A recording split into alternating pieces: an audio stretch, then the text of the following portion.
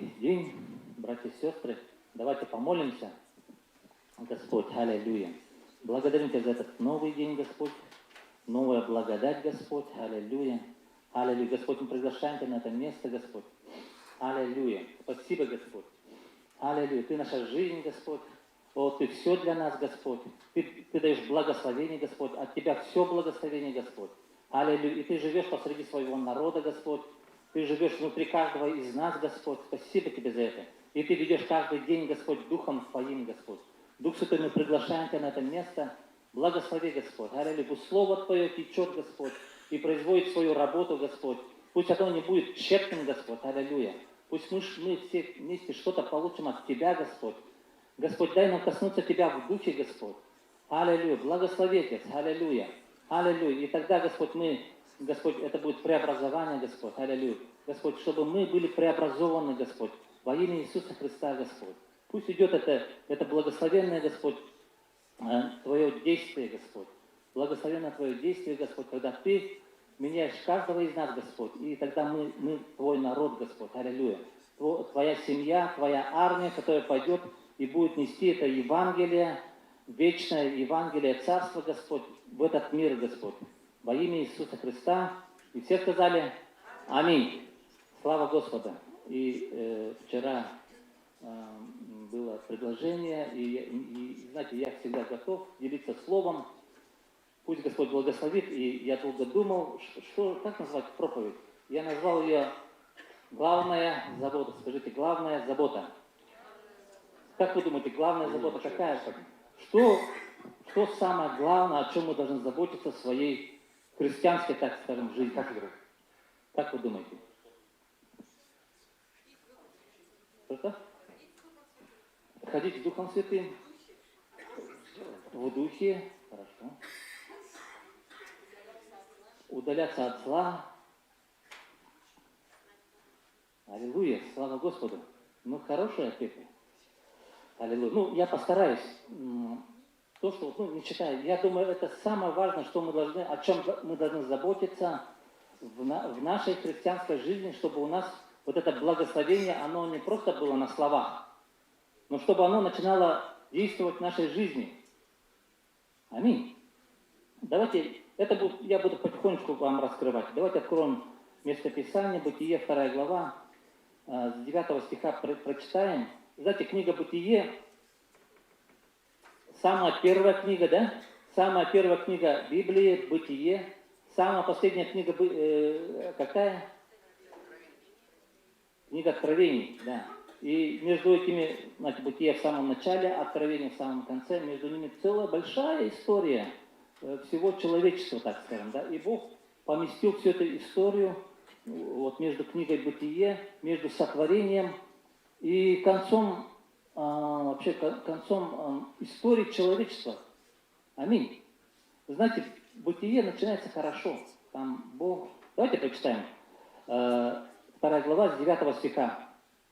«И произрастил Господь Бог из земли всякое дерево, приятное на вид и хорошее для пищи, и древо жизни посреди рая, и древо познания добра и зла. Из Эдема выходила река для орошения рая, и потом разделялась на 4 реки».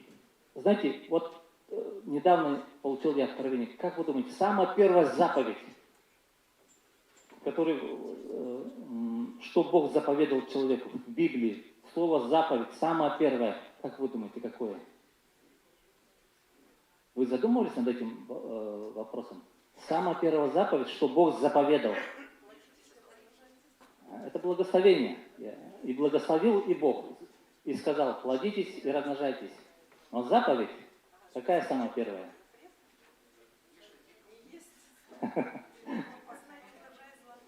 Давайте почитаем. От всякого дерева ты будешь есть. Ну, от дерева познания там, ты не кушай. От всякого дерева ты будешь есть. Первая заповедь, она касается вкушения. Скажите, вкушение. Вкушение. Это наиважнейшая часть, что каждый христианин должен совершать. Вкушение. И я не говорю здесь о физической пище. Знаете, Бог разве Бог заботится об огурцах, что мы на нашей диете? Ну, это важно для нашего тела. Но духовная пища, которой ты питаешься каждый день. Аминь. Аминь. Смотрите, Бог произрастил дерево, да, и потом там хорошее для пищи, и древо жизни посреди рая, и древо познания добра и зла. И потом Он дал первую заповедь: от всякого дерева ты ешь, но от дерева познания добра ты нельзя тебе, потому что ты умрешь в тот день. И, к сожалению, так и произошло. И знаете, Бог как бы просил Адама: Адам, вот она, вот твоя, вот ты вкуси от древа жизни. Аминь. Древо жизни – символ Бога как жизнь. Аминь. В первую очередь Бог есть жизнь. Знаете, в эти дни столько сегодня день памяти жертв Холокоста, и мы тоже вчера смотрели фильм, там много смертей. Но знаете, Бог есть жизнь. Аминь. И написано, что смерть, она будет поглощена жизнью. Аминь. Аминь. Смерть – это сатана. Аминь. Бог есть жизнь, и Бог хочет поглотить смерть жизнью. Вокруг столько смерти, я смотрю. Особенно сейчас, в последние времена. И Бог хочет, чтобы жизнь Божья, она в нас, она должна победить. Аминь. Поглощена будет смерть победою. Но подразумевается там жизнь. Аминь. Слава Господу. И смотрите, Адам и Ева, вот это, вы обратили внимание, что древо жизни, она была вне Адама и Евы. Они должны были вкусить, и тогда можно было так сказать, что жизнь бы вошла в Адама, и они жили бы вечно. Но давайте посмотрим книгу Откровения, последнюю книгу. Самая последняя книга Откровения, 22 главу, с 1 стиха прочитаем. «И показал мне чистую реку воды жизни, светлую, как кристалл, исходящую от престола Бога и Агнца, среди улицы его и по ту, и по другую сторону реки древо жизни, 12 раз приносящее плоды, дающее на каждый месяц плод свой и листья дерева для исцеления народов». Аминь. И смотрите, там уже древо жизни, она внутри города. Она не вне города. Древо жизни, она внутри города. Это символ того, что теперь вот это вот древо жизни, оно внутри нас. Скажите, внутри меня. И как вы думаете, кто есть это древо жизни? Это Иисус Христос, который внутри нас. Аминь. Это древо жизни, жизнь поселилась внутри нас, внутри нашего сердца. Аминь. Как только мы приняли Иисуса Христа, божественная жизнь, она поселилась внутри нас. Аминь. Слава Господу, это просто нечто великое произошло с каждым из нас. Может, кто-то осознал это, кто-то не осознал. Но нечто великое, сам всемогущий Бог, который сотворил всю Вселенную, все галактики, в которых световой луч, он сколько-то тысяч лет туда идет. Представьте, вот этот всемогущий Бог поселился внутрь тебя. И это не что-то незначительное, это что-то великое произошло. Может быть, мы даже не ощутили. Но потому что может быть, мы стараемся понять это своим умом. Но не надо умом понимать, ты поверь. В своем духе у тебя есть внутри отклик. Да, так и есть, аминь. Сам Бог всемогущий внутри меня. Аллилуйя, как жизнь. И я теперь новое творение, смотрите, я новое творение. Во Христе Иисусе я родился свыше. Аминь. Божественная жизнь теперь внутри меня. Аминь. И это растет каждый день. Это как древо жизни. Аминь. Ты питаешься от него. И также, знаете, там течет. Вы заметили, что там есть еще есть реки? В книге Бытия мы видим реки. Написано, из Эдема выходила река для орошения рая, и она потом разделялась на 4 реки. В книге Откровения мы видим реку жизни. Аминь. Аминь. И тогда мы сейчас подходим к самому главному, то, что я считаю, что самое главное, о чем мы должны заботиться. Мы должны заботиться о том, чтобы вот эта река жизни, она постоянно текла внутри нас. Скажите, река жизни. Божественный поток, скажите, должен течь внутри меня постоянно, каждый день, каждый час, каждую секунду даже. Аминь. Каждую секунду. Божественный поток, река жизни, она должна постоянно течь внутри нас. Аминь. И тогда вот эта река жизни, она все сделает. Нам не надо будет какие-то свои человеческие усилия какие-то прилагать. Оно произведет свою работу. Знаете, Бог работает в нашей жизни не просто какие-то случайные события происходят. Он в основном производит свою работу через вот эту вот реку жизни, которая течет внутри нас. Аминь. Я бы сравнил это, знаете, вот, вообще Царство Божие, это не что-то механистическое, что-то такое вот внешнее. Царство Божие это царство жизни. Аминь. Мы видим растения вокруг, да? Знаете, растение, это вот, оно живое. Аминь. Или посмотрите на наши тела, да? Внутри циркулирует что? Кровь. Кровь циркулирует.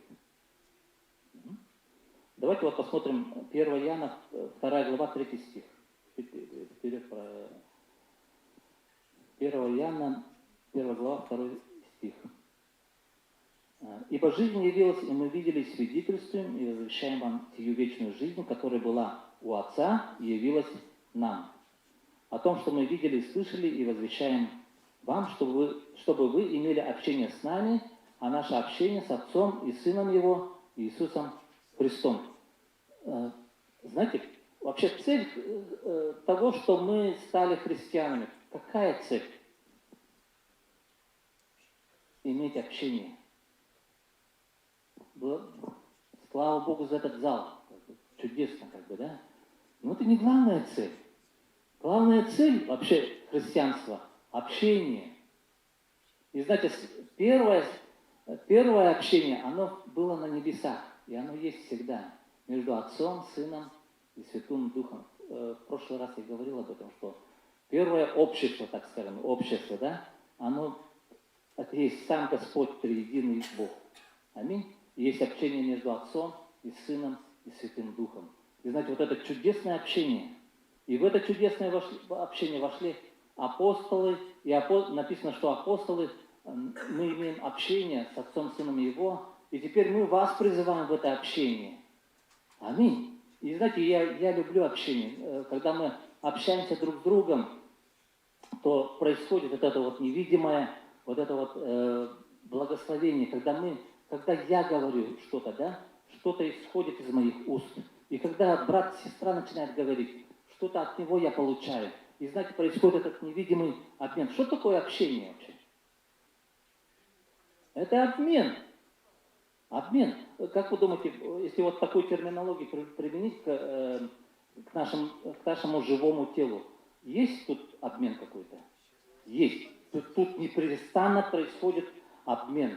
Знаете, когда кровь циркулирует, что-то, все токсины, все яды в это время омываются кровью, вместе с тем поступает кислород, и все вещества полезные для организма. И знаете, происходит непрестанный обмен.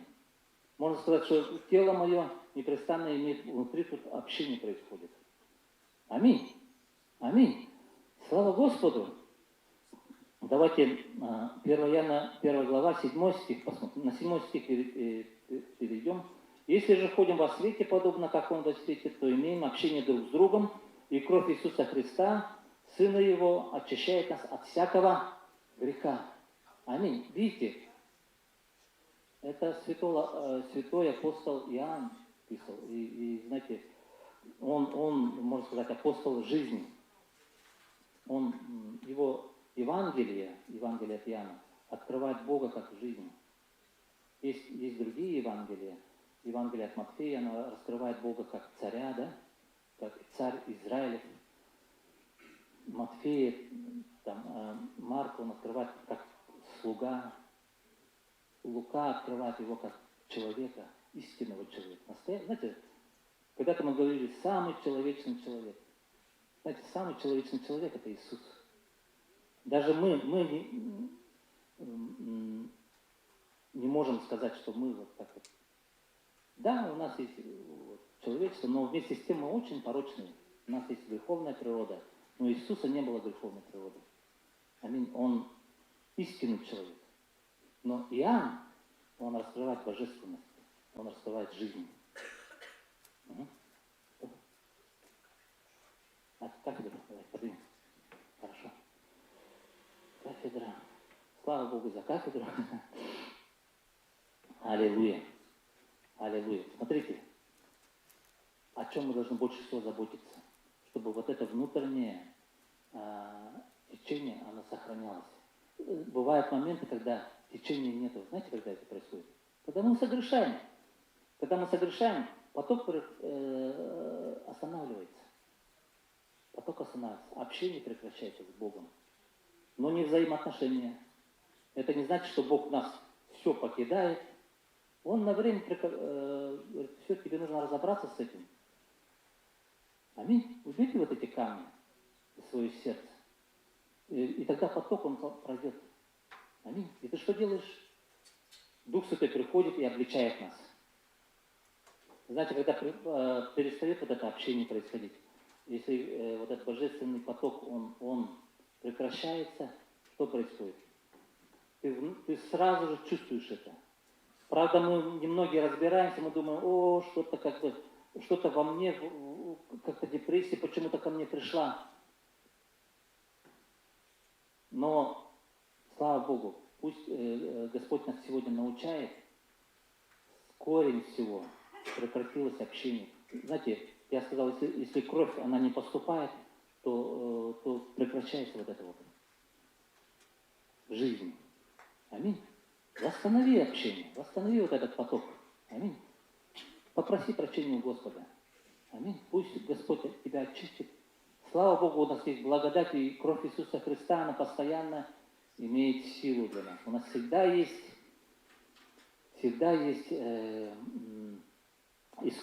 искупление. Аминь. Слава Богу за эту благодать, чудесную благодать. Слава Господу. Давайте откроем место Писания, притча 4 глава, 23 стих. Притча 4, 23. Больше всего хранимого, то есть обращай больше всего внимания, больше всего хранимого, храни сердце твое, потому что из него источники жизни. Тут тоже какие-то источники есть.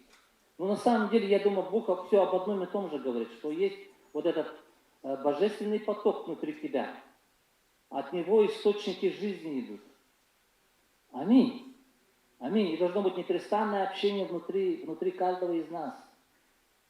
Аминь. Когда ты идешь по улице, когда ты делаешь обыденные дела, даже тогда, когда ты с кем-то общаешься, есть вот это вот Дух Святой постоянно с тобой общается, есть непрерывный такой поток. Знаете, оно спокойное, оно дает тебе очень много мира. Аминь. Аминь. Научитесь. И вы скажете, покажи этот поток. Я тебе не могу это показать. Это внутри каждого из нас. Библия говорит, что реки потекут из чрева нашего потекут реки воды живой. И внутри каждого из нас это есть. Аминь. И мы должны принять это верою. Это все происходит верою.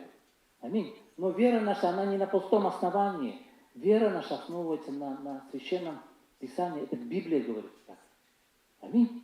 Что действительно это есть. Это как в Эдемском саду, да, вот такие реки, они орошали этот рай. Точно так же, как в небесном Иерусалиме, этот поток, он будет постоянно течь от престола. Знаете, этот поток течет от престола, от самого Бога. Аминь. Это что-то, нечто сверхъестественное. Это невозможно объяснить, может быть, до конца путем логики, разумного объяснения. Это больше относится к нашим переживаниям. Это мои внутренние переживания. Аминь. Переживаешь, у тебя есть такое переживание, что ты можешь сказать, что есть какое-то общение внутри. Поднимите руки.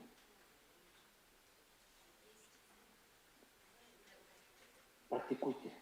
Практикуйте, это есть. Вы прислушайтесь к своему духу. Аминь. Это есть, знаете, мы ищем Бога не в том месте, так скажем. Или можно сказать, что я ищу Бога не тем органом. Аминь. Я пытаюсь Бога понять путем логики. Да, хорошо, Бог дал нам разум. Аминь. Но первичный твой дух.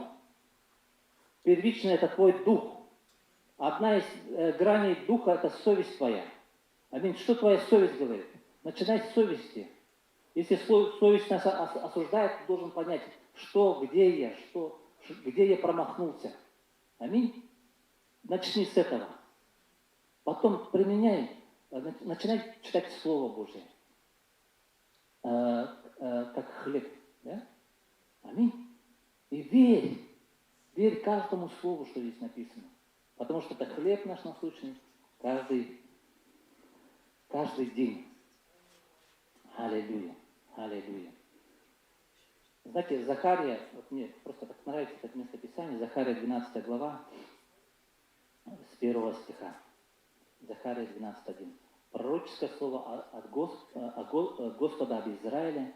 Господь, распростерший небо, Он распростер, когда вечером выйдешь, особенно, звезды видны, да? Млечный путь виден. Да? Распростер, это просто поражает, какие масштабы вообще у Бога, да? Основавший землю. Чудесная земля, знаете, специально пригодна для жизни человека Бог сотворил. Нет других таких земель. На Луну, посмотря, она пустая, вся в камнях. Другие планеты, они все мертвые, можно сказать. Только на Земле жизнь. И все параметры, знаете, до тонкости все. Атмосферное давление. Все Бог учил. Гениально просто. Бог, Он гениальный Творец. Аминь. Основавший землю и образовавший дух внутри него. Аллилуйя. Смотрите, Бог, Он сотворил Вселенную, потом Он сотворил землю, внутри Вселенной, да? Земля. И сотворил человека, образовал человека, у которого дух внутри него. Не написано, что у которого душа внутри него, но дух внутри него. Аминь. Дух – это наиважнейшая часть от нас. Аминь. Вот где мы должны прилагать все свои усилия, чтобы наш дух был активный, чтобы в нем было течение духа, общение духа. Аминь. Поток был. Аминь. Вот о чем мы должны заботиться. Вот первичная наша задача и цель. Если в духе у нас будет прекрасно, наш дух, то ты можешь полететь вообще. Говорят же, я просто летаю в духе. Вспомните, многие из вас вы спаслись, и вы летали просто. Но почему вы приземлились? Просто мы отошли от духа. Когда мы пришли к Богу, мы летали. Почему? Потому что мы коснулись Бога в духе причем. Аминь. И это сложно объяснить как бы словами. Аллилуйя. Но Бог хочет, чтобы мы постоянно были в духе. Аминь. Духовный человек это кто? Тот, кто постоянно живет в духе. Аминь. Тот, кто поступает в духе. Тот, кто все делает в духе. Аминь. Духовный человек это не тот, кто правильным образом себя ведет. Надо быть вовремя. Это все хорошо, но это вторично. Первичный это в духе всегда надо быть. Аминь. Аллилуйя. Слава Господу. Скажите, слава Богу. Аллилуйя. Аллилуйя. Знаете, мы формируемся как личности, что ли, вот именно вот этим течением. Наш характер формируется именно таким образом. Не путем учений каких-то, учение больше относится к нашему разуму. Да, разум должен обновляться. Но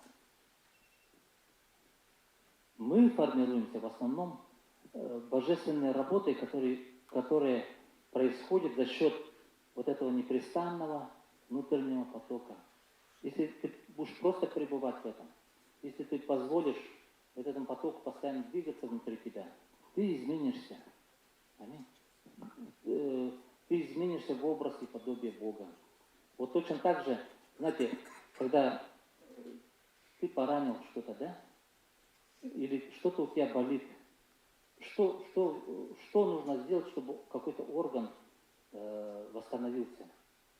Надо обеспечить приток крови. И кровь все сделает. Все за тебя сделает. Она даже, знаете, даже палец у тебя вырастет, например. Если у тебя восстановится вот это кровоснабжение, то вот этот приток крови, он все сформирует. Вот точно так же, если ты будешь постоянно в этом общении с Богом, ты сформируешься. Это будет незаметно. Знаете, это формирование, причем я назову внутреннее формирование. Это не что-то механическое, внешнее. Аминь. Ты не будешь, вот с завтрашнего дня, вот Новый год прошел, с Нового года я начинаю новую жизнь. Я буду вставать в 6 утра, молиться 2 часа. Там я буду прилагать, я сделаю свод правил. Правило номер 1, я не буду кушать хлеб. Правило номер 2, я буду 2 литра воды выпивать. У меня все в жизни пойдет бесполезно. Но ты сможешь, да, как бы что-то там у тебя получится. Знаете, это похоже как на костыли, которые ты с костылями пытаешься там нормально ходить. Вот мой совет. Заботься о внутреннем потоке. Пусть будет постоянное общение у тебя с Богом. Аминь. Общение это и есть поток. Аминь. Это поток божественной жизни внутри тебя. И этот поток, он тебя сформирует. Не случайно в Бытие там говорится о реках, и там золото, оно есть еще. Значит, ты станешь золотым человеком. Божественная природа, она внутри тебя начнет возрастать. И ты сам будешь удивляться самого себя. Ты начнешь удивляться самого себя. Потому что ты будешь меняться. И люди будут, ух ты, как-то поменялся. Ты уже не такой какой-то, как раньше был. Знаете, что произошло? Произошло преобразование. Эти реки, они изнутри тебя будут менять постоянно. Аминь. Ты только заботься о малом. Маленькая твоя забота. Маленькая твоя забота, что ты должен позаботиться об этом общении. Знаете, была история Марты и Марии, и там как бы Иисус пришел. И Мария села, она у ног Иисуса и слушала. Марта, она о всем заботилась, там пирожки готовила, там, и она как бы начала говорить, ну что, Господь, ну как тебе не стыдно, что ли, ну, я столько работаю, а вот Мария сидит там и ничего не делает, просто сидит и слушает тебя. А Иисус что сказал? Марфа, Марфа, да, ты перестань, ты будь как Мария, она избрала благое. Аминь. Вот то же самое у нас. Вот часто мы, знаете, в мах превращаемся, и мы махушничаем. Мы делаем то, много чего делаем. А результат почти вот как бы ноль, да. А одно важное нужно. Ты просто приди к Богу, просто общайся с Ним постоянно. Аминь. Аминь. Это не значит, что ты ничего как будто не делаешь. Я всегда говорю, высший пилотаж. Это не тогда, когда ты просто, как сказать, в какую-то келью зашел и днями сидишь там и молишься, и все. Я говорю, высший пилотаж. Это когда ты делаешь, когда в обыденных делах ты сделаешь это в Боге. В Боге, посредством Бога и в Нем, и через Него. Аминь. Ты проживаешь вот эту жизнь, которую Бог нам, великий Бог, каждый день дает. 24 часа в сутки, да? И ты просыпаешься, и Бог говорит: вот, проживи теперь меня. Не проживи свою жизнь, а проживи меня. Даже в обыденных делах. Аминь. Вот она. Вот искусство. Я сравню это с искусством. Точно так же, как и научиться играть на фортепиано, например. Это сложно, но это сродни искусству. Аминь. Мы знаете, мы люди такие, по природе мы человеческие, мы любим все как бы схалтурить, как бы жить сами по себе. Вот так вот. Ну, научись. Если ты научишься этому, все, ты самому главному научишься в этой жизни. Ты проживешь Иисуса Христа.